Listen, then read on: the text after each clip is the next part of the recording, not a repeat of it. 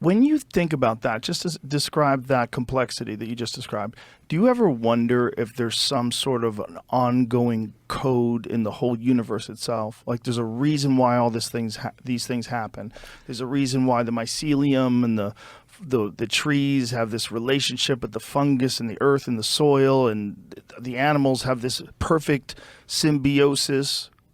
Well, that was the subject of my previous book, The God Equation, where we try to find one theory that allows us to calculate everything, starting with the Big Bang, then the creation of galaxies and stars, planets, finally the creation of life, photosynthesis, and here we are talking about this on a podcast.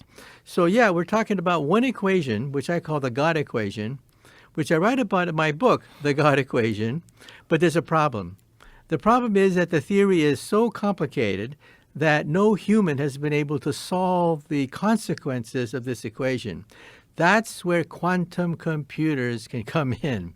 Quantum computers can solve the equation and then test it to see whether or not it really is a theory of everything or just the imagination of some physicist. So that was my previous book, The God Equation. So that's why I decided to write this book, Quantum Supremacy, because it may eventually take a quantum computer to calculate with what is called string theory. And I'm one of the founders of string theory. And we think that is Einstein's theory that eluded him for the last 30 years of his life. This quantum computing creating the answer to this God molecule or this God equation. If this does happen, what would that mean to you?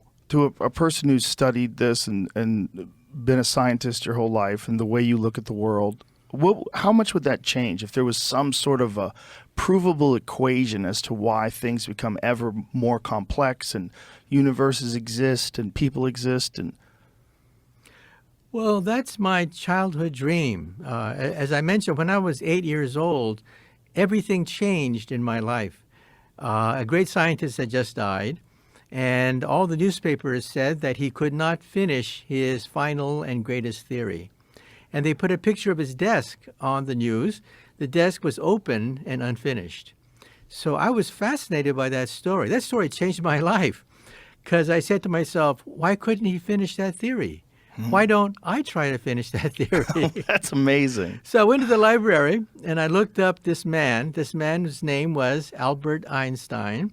The theory was the theory of everything, an equation 1 inch long that would allow us to, quote, read the mind of God. These are Einstein's words. So I said to myself, that's for me. That's what I want to do for the rest of my life. So now we have the theory. It's called string theory. There have been TV documentaries on the subject, but it's not testable. So I think that a quantum computer may one day be powerful enough to test it in the memory of a computer. However, we have to be careful. Remember that novel, The Restaurant at the End of the Galaxy?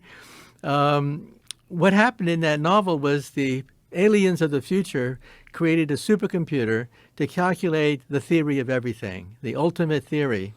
So the computer chugged and spit out the answer. And the answer was, the meaning of the universe was 42. What is that? So much for that. So I would hope that our quantum computer, computing on string theory, I hope would not give us the number 42 as the meaning of reality. Maybe we're just too dumb to know what that means. Yeah. But that's what motivated me. Oh, yeah. You know? Well, that's a beautiful motivation. You